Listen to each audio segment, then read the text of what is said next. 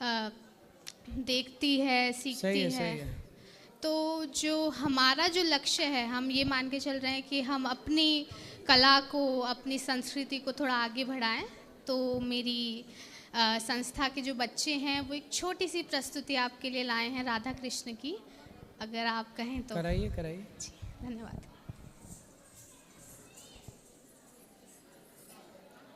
चलाओ।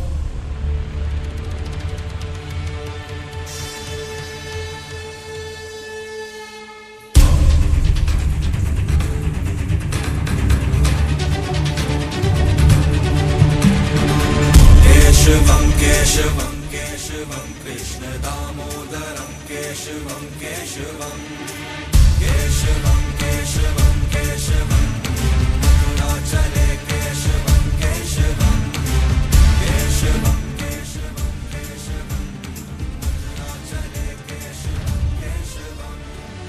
पुष्प खिलने लगे, रास्ते खुलने लगे, पवन बहने लगी, गाने लगा सब गगन एक नई सरगम। केशवं केशवं केशवं कृष्ण दामोदरं केशवं केशवं केशवं केशवं केशवं मथुराचले केशवं केशवं।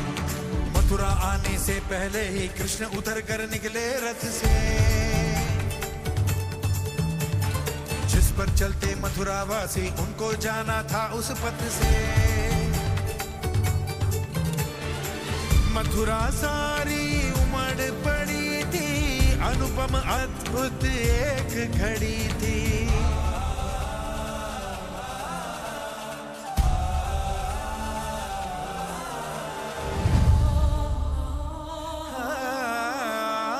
सबसे पहले दौड़ दौड़ कर कुब्जा पुष्प चढ़ाने आई, जय श्री कृष्णा कहते कहते अश्रुधार भी बहती आई।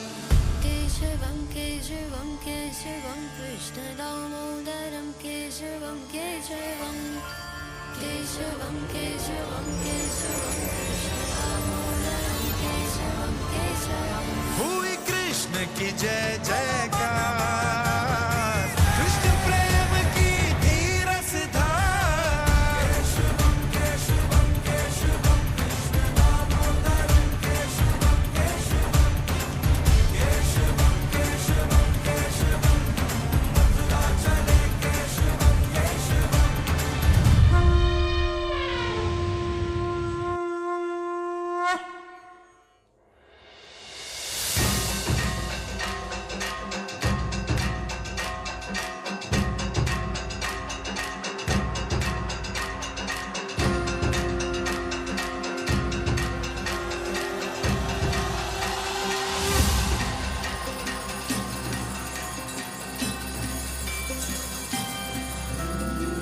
बोलो जो मैं कुछ भी बोलूं, बोलो बस तेरा नाम बोलूं। कान्हा कान्हा कान्हा कान्हा।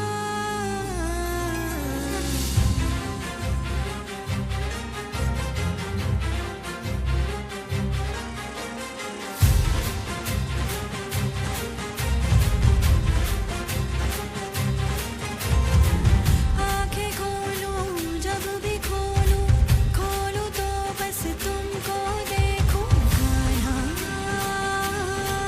कान्हा कान्हा कान्हा कान्हा कान्हा।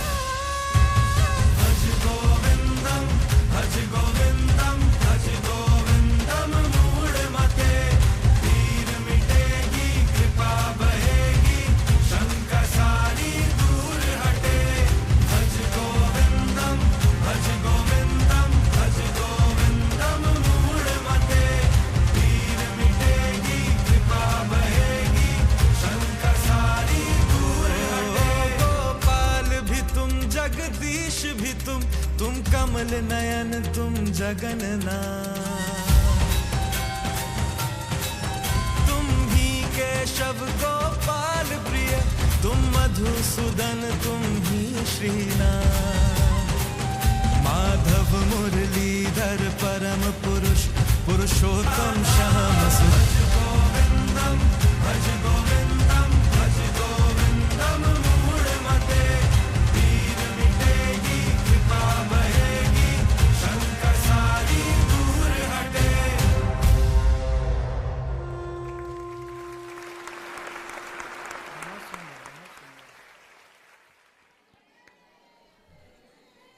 बोलिए कृष्ण कन्हैया लाल की।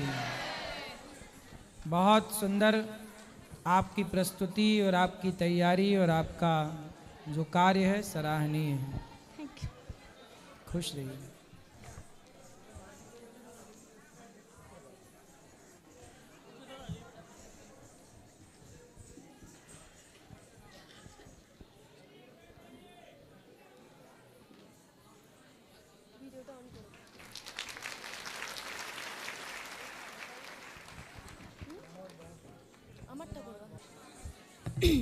हम कोलकाता से आए हैं, वेस्ट बंगाल से, और मेरा नाम ईशा है। और ये मेरा वृंदावन आपसे वार्तालाप द्वितीय बार है। पहली बार 3 महीने पहले आए थे हम। तो हिंदी उतनी अच्छी आती नहीं है क्योंकि हम बंगाली हैं, तो कोई शब्दों की त्रुटि हो जाए तो आप माफ़ कर दीजिएगा। कोई बात नहीं। महाराज जी, मैं एक मेकअप आर्टिस्ट हूँ और मुझे जितनी कलाकारी आती है, मतलब हमारे बंगाल में पोल्का और अल्पोना एक डिज़ाइन होता है, तो वही हमको आता है। और उसके मतलब उसको तैयार करते हुए मैंने अपने गुरु माता जी के लिए और आपके लिए एक धोती और साड़ी तैयार किए हैं। उसका पूरा खोलो। तो ये आपने अपने हाथ से बनाई? हाथ से बनाए हैं। पूरा जो पेंटिंग है वो हमने अपने हाथों से बनाया है, और आपके लिए एक धोती भी बनाई है। बहुत सुंदर, बहुत बहुत धन्यवाद। दिखाओ, ये तो बहुत अच्छा है। आपको पसंद है? ये अपने माता जी के लिए है और आपके लिए एक धोती है। तो ये साड़ी है क्या? ये साड़ी है, ये माता जी के लिए है। ये साड़ी बहुत छोटी नहीं है? नहीं, बहुत बड़ी है। अच्छा। हाँ। अभी ये सब आंचल का तरफ का पेंटिंग है। अच्छा, पूरी साड़ी तो है ही। फिर सही है। हाँ, आपके लिए धोती भी है। ये और नहीं खोल रहे हैं, ये आप देख लीजिएगा। तो ये आपने बनाई है धोती में? हाँ, पूरा जो पेंटिंग है, ये जो पेंटिंग है वो मैंने की है। सुंदर, बहुत सुंदर। बहुत सुंदर साड़ी में जो आपने डिजाइन बनाई है बहुत सुंदर लग रही है। बहुत प्यार से आपके लिए बनाया था और इच्छा था आपके सामने। मैं आपकी बनाई धोती पहनूंगा कल की कक्षा में। लाओ। अच्छा। बहुत बहुत धन्यवाद। मैं बता नहीं सकती कितनी खुशी हो रही है। कल जो हम धोती पहनेंगे तो आपकी वाली धोती लाए। हाँ, दे दो। ये दे दो पाठक जी। पढ़े। हाँ, लाओ। बहुत कृपा है बिहारी जी की। खुश रहिए। और ये धोती भी हाँ, हम भी पहनेंगे, श्रीमती जी भी पहनेंगे। मैं बता नहीं सकता मुझे कितनी खुशी हो रही है। खुश रहिए। आप लोगों का ये प्यार, ये आशीर्वाद, यही सबसे बड़ी दौलत है। बिहारी जी की बहुत कृपा है। और मेरा प्रश्न भी है आपसे, वो ये है, मैं तो कथा सुनती रहती हूँ आपकी, और कथाओं में भगवान के प्रति समर्पण के विषय में बहुत सारी व्याख्या आपसे सुनी है हमने। लेकिन समर्पण एक ऐसी चीज़ है, मुझे लगता है इसको जितना भी सुनो, जितना भी अभ्यास करो, कोई ना कोई चूक तो होती है। और मेरा तो ये मानना है कि मेरा तो होता ही है। ईश्वर के प्रति पूर्ण समर्पण करना हो तो आज आपके सामने है, तो आपके सामने से कुछ इसके ऊपर व्याख्या आपसे सुनना है कि कैसा समर्पण हो कि ईश्वर को के हम मतलब जगत से उलझे रहते हैं हर समय। मन को जितना भी समझाओ वो विचलित होता ही रहता है, चंचल होता रहता है। तो आप थोड़ा बताइए इसके ऊपर। समर्पण कैसा होना चाहिए, ये सवाल है आपका। देखो, जैसे एक पत्नी का समर्पण है पति के लिए। पति के पास जाने के बाद वह स्त्री पति के सुख को वह अपना सुख मान लेती है, पति के दुख को वह अपना दुख मान लेती है। पति की हंसी ही पत्नी की हंसी और पति के आंसू ही पत्नी के आंसू हो जाते हैं। जैसे समर्पण एक स्त्री का है कि विवाह के पहले वह किसी पिता की बेटी थी जिसका नाम शीतल था। पर विवाह के बाद उस शीतल नाम की बेटी को उसके पति ने, उसके सास ने, ससुर ने जो नाम दिया, अब शीतल नाम पूरा हो गया, उसको एक अलग नाम मिला ससुराल में, उसने अपने नाम को खो दिया। पिता का गोत्र समाप्त हो गया, पति के गोत्र से जानी और पहचानी जाएगी। जिसने अपने को जीरो कर दिया, सरेंडर कर दिया, खुद का नाम खत्म, खुद का गोत्र खत्म, खुद की जाति खत्म, खुद का परिचय खत्म, अब पति के परिचय से उसका परिचय होगा। इससे बड़ा समर्पण क्या हो सकता है? जितना बड़ा समर्पण एक नारी कीजिए, समर्पण होगा, सब कुछ होगा।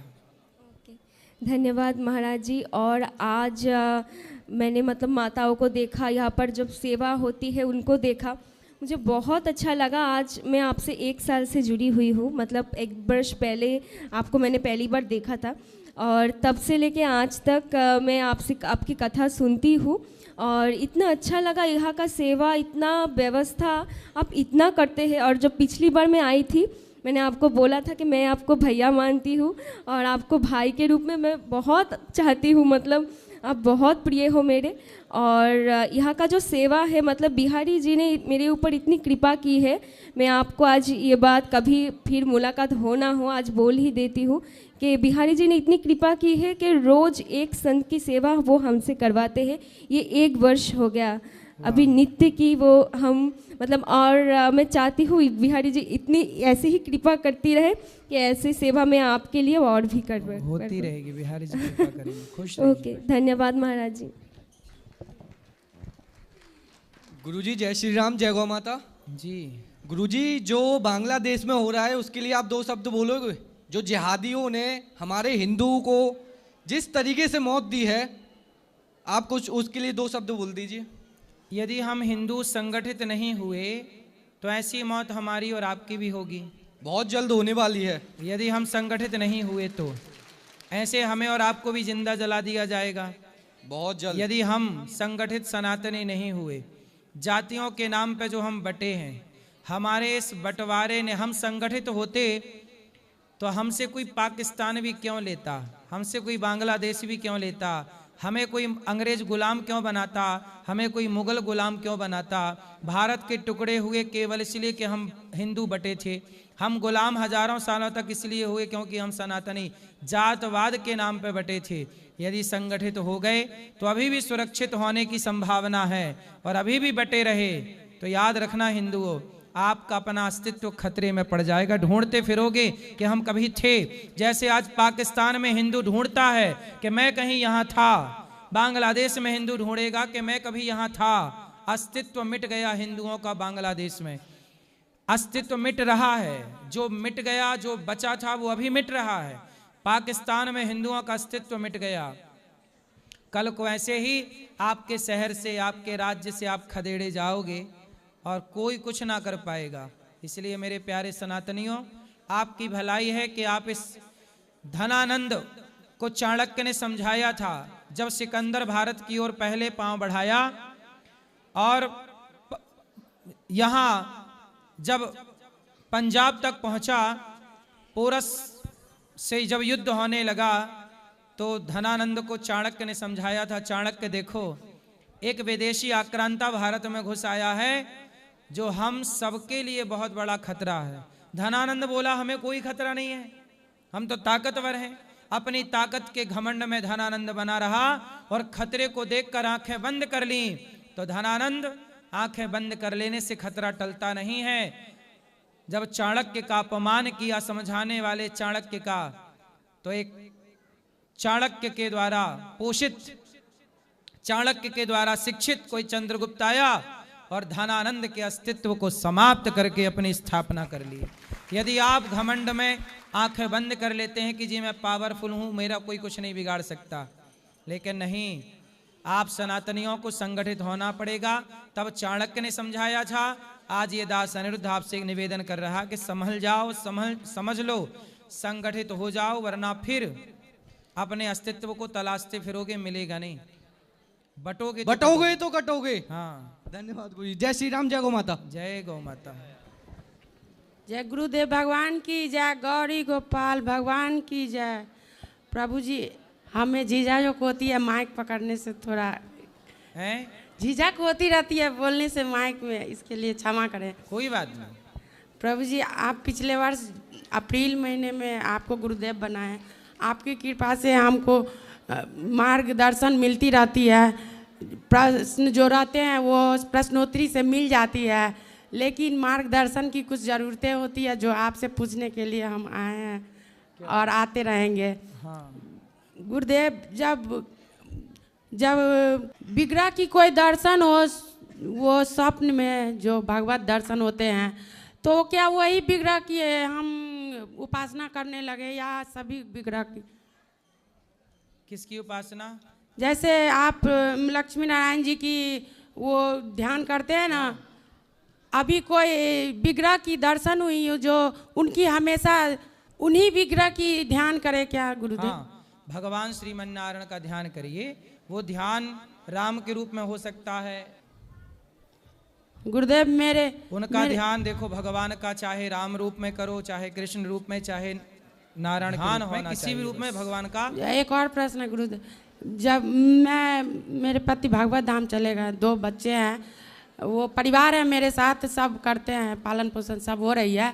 आपके साथ जुड़कर हमको सेवा करने के लिए, जो परिवार की सेवा के बाद जो टाइम मिलती है, उसके लिए मैं एक कोर्स कर रही हूँ जो दीदी पेंटिंग के। तो मैं मिथिला में जो मिथिला पेंटिंग है जो इंटरनेशनल है, वो मिथिला पेंटिंग में क्या कोर्स कर रही हूँ जो इंडिया में पूरे एक संस्थान। पेंटिंग करना चाहिए, जो काम जी उससे जो हमको जो प्राप्ति होगी आपके सहायता साथ। नहीं, आप अपने बच्चों को उस पैसे से पढ़ाना लिखाना, बच्चों को योग्य बनाना, हमें तो केवल आशीर्वाद देते रहना। जी आप आशीर्वाद दो कि हम इस सेवा से जुड़े रहे। खुश रहिए, खुश और भगवान की कृपा से हमें आशीर्वाद है। और बताओ। राधे राधे गुरुजी। जी गुरुजी, हम कोटा से आए हैं। अब हमारा कुछ प्रश्न था कि हम जैसे साइंस फील्ड से हैं, तो हमको ये था कि हमारे बहुत सारे प्रैक्टिकल्स होते हैं, तो उसमें बहुत सारे जीव की हत्या हो जाती है। तो हमको तो प्रैक्टिकल करना पड़ेगा, पर लेकिन उनकी जीव की हत्या होती है, तो क्या उनका पाप हमको ही चढ़ता है? ऐसे ही राम जी ने जब मृग को मारा तो लोगों ने सवाल किया कि भाई राम जी ने मृग को क्यों मारा। जैसे आप लोगों को एक्सपेरिमेंट करना पड़ता है चूहे के ऊपर, बंदर के ऊपर, अन्य जानवरों के ऊपर, तब डॉक्टर बनता है कोई, ऐसे ही पहले के राजाओं को शेर और हिरण का शिकार करना पड़ता था। शेर का शिकार इसलिए ताकि वो अपनी प्रजा को बता सके कि वो कितना पावरफुल है, और हिरण का शिकार इसलिए कि वो बता सके कि कितना निशानेबाज है। ठीक है, तो आप कर रहे हैं ये पाप, जीव हत्या तो पाप है ही, लेकिन आपका उद्देश्य उससे मारना नहीं है, बल्कि बैठिए सीखना है, क्योंकि आपको सीखना होता है ना, इसलिए आपको पाप नहीं लगेगा, क्योंकि वो आपकी पढ़ाई का एक हिस्सा है। और गुरुजी बेवजह मत मारिएगा। अच्छा, और गुरुजी एक और क्वेश्चन था कि हम जैसे विद्यार्थी हैं, कोटा में रहते हैं, हर तरफ कंपटीशन, हर एक बच्चा एक दूसरे से ईर्ष्या करता रहता है कि ये आगे बढ़ गया, ये आगे बढ़ गया, तो ऐसे माहौल से हम कैसे बचें? आज की शिक्षा की विडंबना यही तो है कि आज की शिक्षा स्कूल में ही बच्चों को बच्चों से जोड़ना नहीं सिखाते, स्कूल में ही बच्चों को बच्चों से लड़ना झगड़ना सिखा देते हैं कि तू आगे नहीं मैं आगे। जहाँ कंपटीशन हो, जहाँ ईर्ष्या, देखो पढ़ाई बुरी नहीं है, पढ़ाई पढ़ना चाहिए, पर इसलिए नहीं कि मैं उसे नीचे कर दूं, पीछे कर दूं। अपने को आगे ले जाना अच्छी बात है, पर किसी को ईर्ष्या के वशात पीछे करना अच्छी बात नहीं है। कहते ना, अपनी लकीर बड़ी करो, दूसरे की लकीर को छेड़ो मत, अपना हुनर दिखाओ, अपने को आगे ले जाओ। कंपटीशन की ज़रूरत ही नहीं है, हम अपना काम ईमानदारी से करते रहें, हमारा किसी से कोई कंपटीशन नहीं है। जो काम हम कर रहे हैं वो काम अच्छा लगे तो आप भी कर लो, और आप भी कर लोगे तो हमारे आप कॉम्पिटिटर नहीं बनोगे। आप भी करिए, हम भी करें, आपका काम आप करिए, हमारा काम हम करें।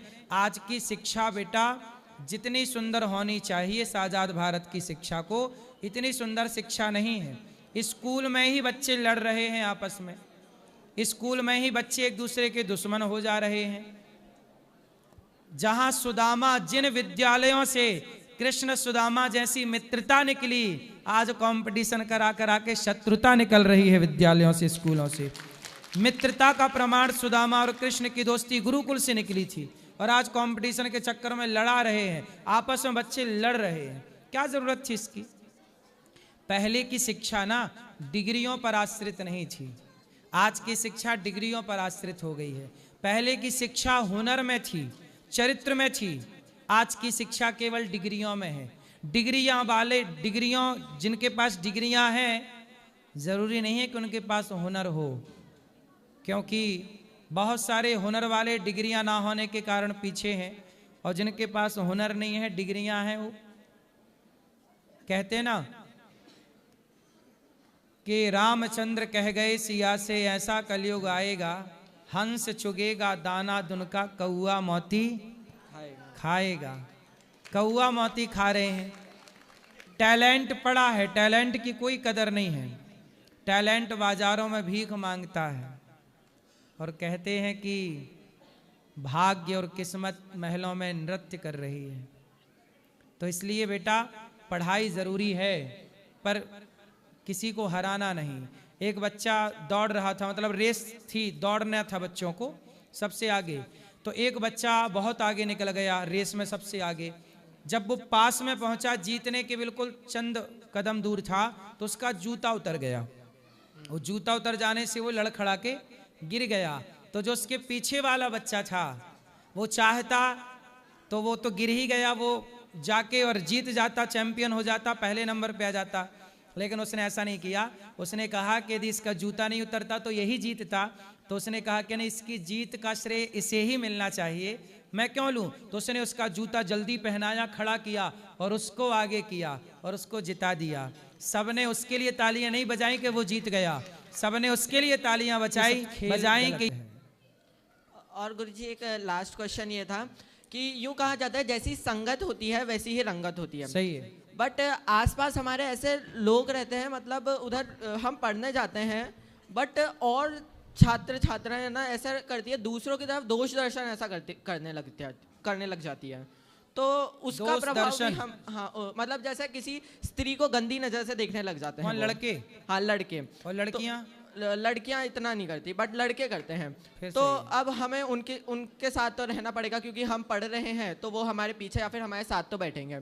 तो हम उनके साथ रहते हुए मतलब उनसे मन से कैसे दूर रहें? ऐसा है, देखो ये बुराई है, इसमें उन बच्चों की गलती नहीं है, उन बच्चों के माता पिता की गलती, उनकी गलती है, पूरी गलती उनकी भी नहीं है, कुछ गलती माँ बाप की है, कुछ गलती उनकी भी है। इसलिए हम कहते हैं कि कुछ हम कुछ आप मिलकर के हम पूरे होते हैं। दाल बनती है ना, तो अकेली दाल नहीं होती, दाल में पानी होता है, नमक होता है, मिर्ची होती है, मसाला होता है, और फिर आग भी होती है। सबके सहयोग से एक स्वादिष्ट दाल, स्वादिष्ट सब्जी, स्वादिष्ट व्यंजन तैयार होता। अकेला कोई भी कुछ नहीं है।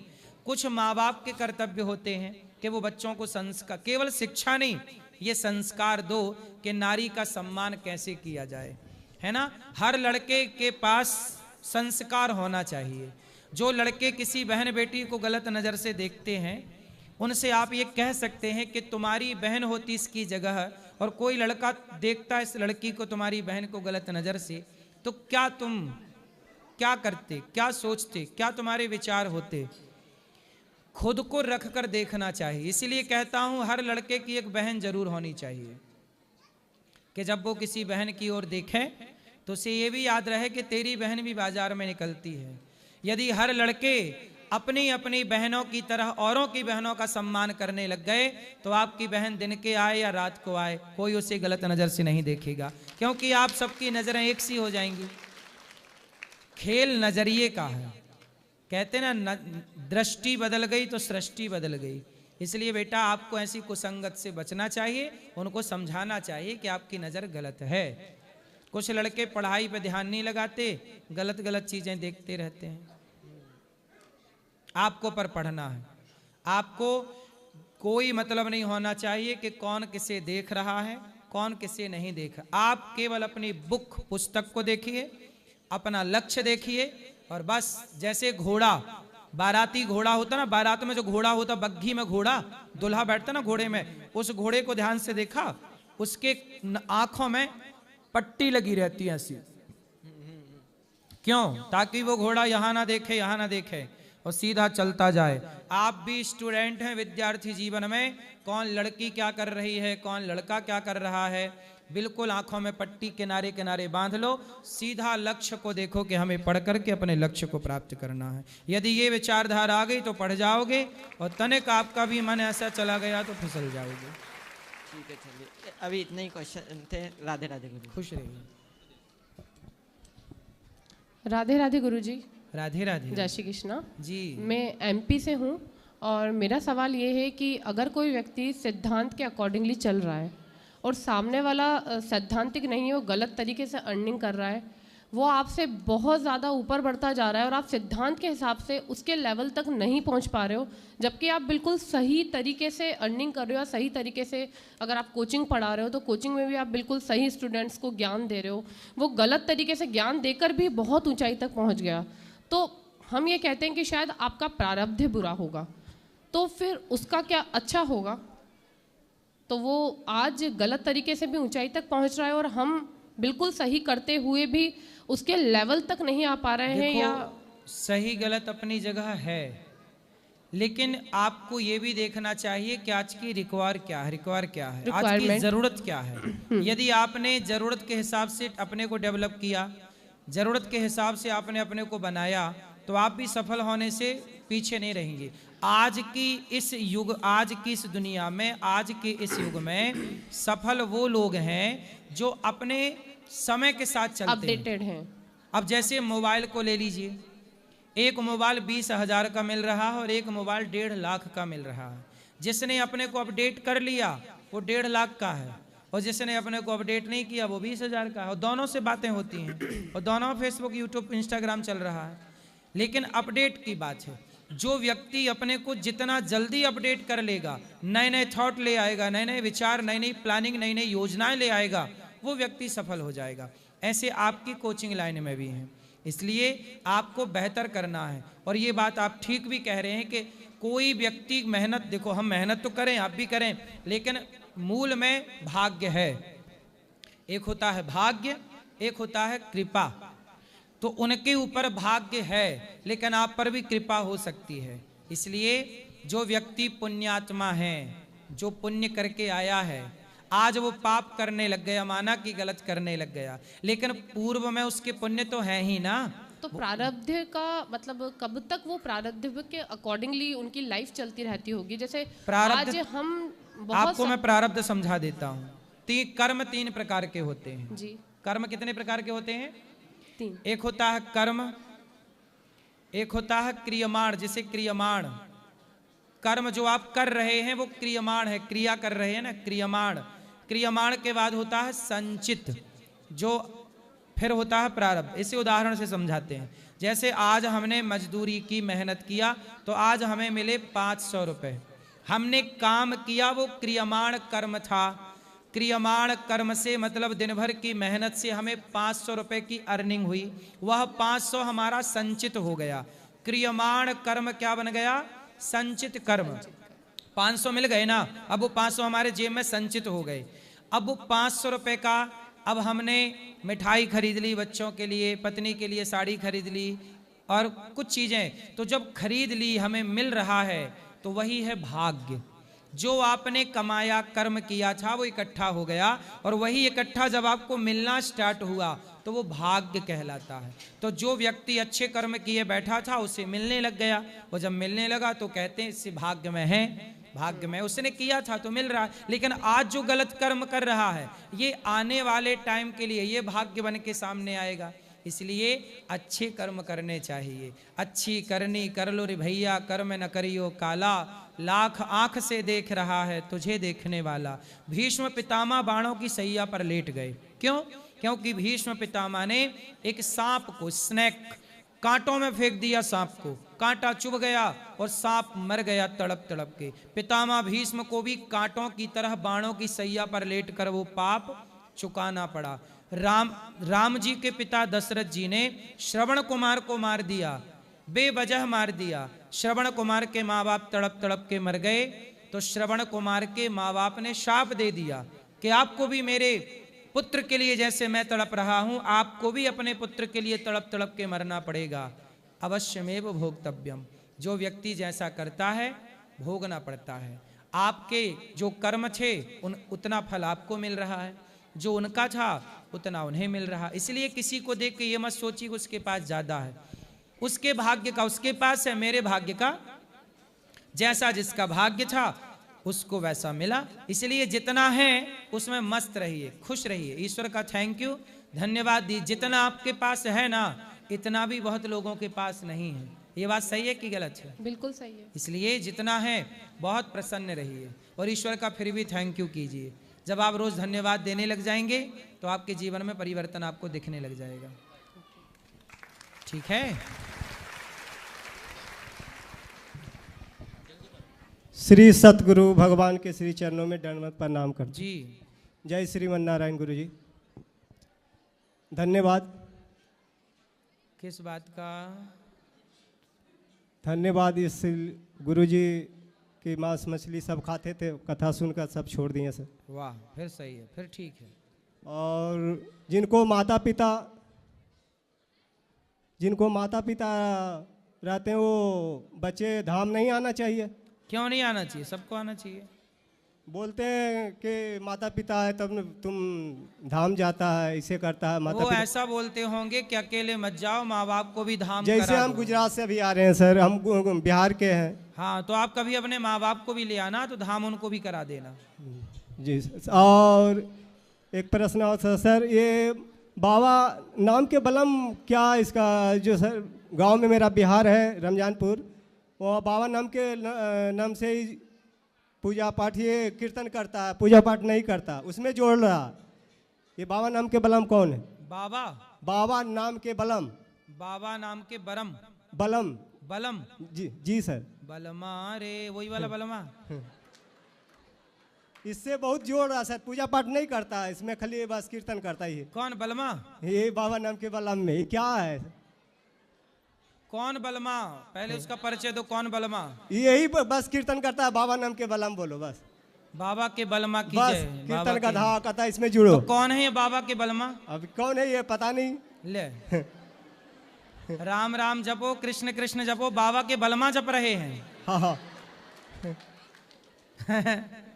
बाबा के बलमा। ये बलमा कौन, आपका पड़ोसी है क्या सर?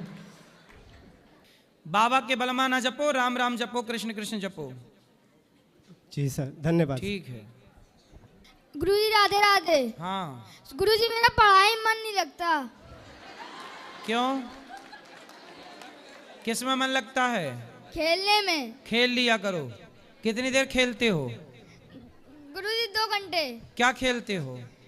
गुरुजी साइकिल चलाते। साइकिल चलाना खेल है? तो कहाँ जाते हो साइकिल से? गुरुजी मोहल्ले में चलाते। मोहल्ले में? यस।